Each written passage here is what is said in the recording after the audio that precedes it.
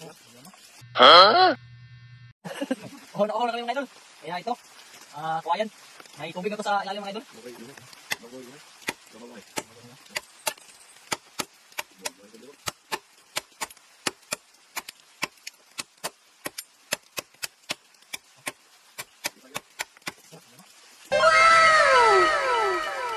Huh?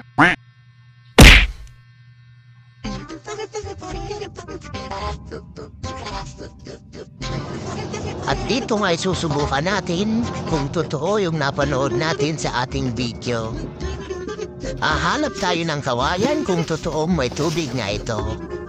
Andito na tayo sa likod ng bahay. Yan, may mga kawayan dyan. Ating pupuntahan.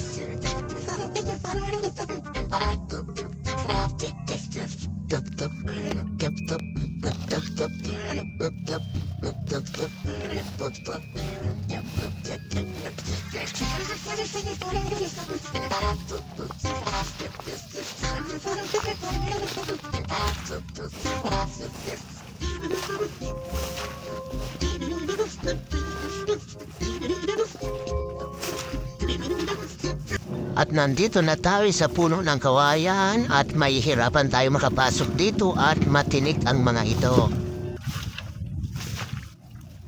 Atin munang tatabasan ng malinis at masakit makatinik ang mga yan.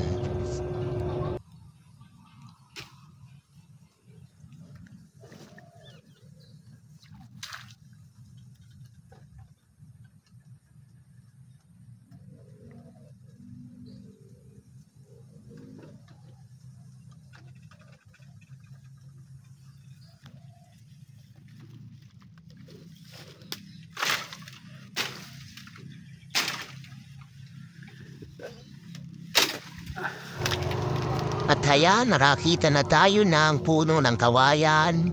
Pero mukhang mahihirapan tayong tagain ito dahil napakasikip.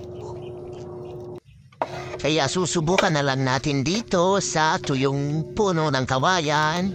Baka mas malinis na tubig pa ang ating makuha. Gago! Tara, tagain na natin ito nang mapatunayan natin kung totoo ang nasa video.